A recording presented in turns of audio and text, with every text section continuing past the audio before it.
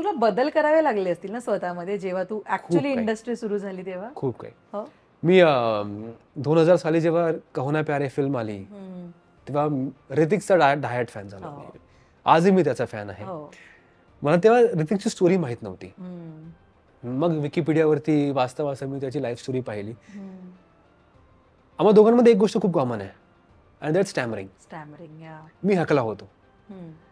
मी दुसरीत असताना माझ्या घरात आम्ही स्टोव्ह वापरायचो केरोसिन टाकून जेवण करताना. त्या स्टोव्हला आग लागली होती. सो आई हॉलमधून ते बाहेर नेत दाराच्या बाहेर टाकलं आईने आणि तो उलटा झाला. सो केरोसिन बाहेर आला सगळ्याच आणि आग पेटली मोठी. आई मला म्हणाली की तू साईडनी जा ना लोकांना बोलवून ये. मी जात होतो तेव्हा ती आग झपकन चेहऱ्यावर आली आणि मी घाबरलो खूपच. मला ताप आला आणि माझी वाचा गेली. त्यानंतर मी बोलायला लागलो तर मी खूप अडकायचो.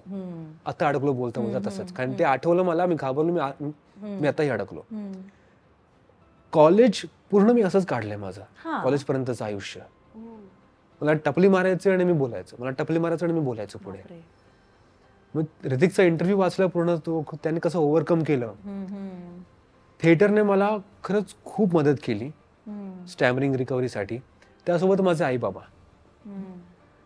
मी कोणत्या शब्दावर अडकतोय, क आहे, र आहे, ड आहे, ण आहे, ते प्रत्येक शब्दात, ते प्रत्येक वर्डचे ते शब्द शोधून काढायचे आणि त्यांनी पूर्ण पेज लिहून ठेवला होता. रोज सकाळी उठून तुला हे सगळे शब्द म्हणायचे. थिएटरमध्ये पण माझे सर, अमित तू हीरो करेगा. मतलब सर मैं बोलने में प्रॉब्लम है, कहाँ से करूंगा, तू करेगा. मैं बोल रहा हूँ तू करेगा, तू कर.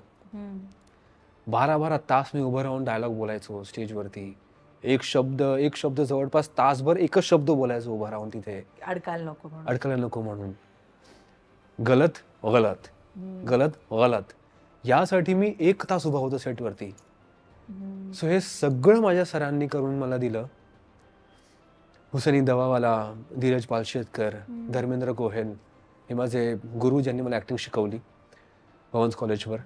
माझे बाबा, माझी आई, त्याने प्रत्येक शब्द मला काढून दिले की तू इथे अडकतोयस, तू या शब्दावरती ओव्हरकम कर. सो हे सगळी पूर्ण जर्नी, माझी जर्नी मी बघितली तर बस एक इम्पॉसिबल गोष्टीला पॉसिबल बनवलं. आणि एकट्याने ते पॉसिबलच नव्हतं माझ्यासाठी. आणि सगळी टीम होती, सगळी फॅमिली होती माझ्यासोबत. तेव्हा कुठे जाऊन अमित भानुशाली आज उभा आहे. आणि तू आता पूर्णपणे ओव्हरकम केलंयस ना? आता नाही करत ना तू स्टॅमर? कधीतरी आताही कधी करतो, जेव्हा मी खूप नर्वस होतो, खूप रागावतो किंवा मी खूप सॅड होतो, तेव्हा ते हिट होतं कधी.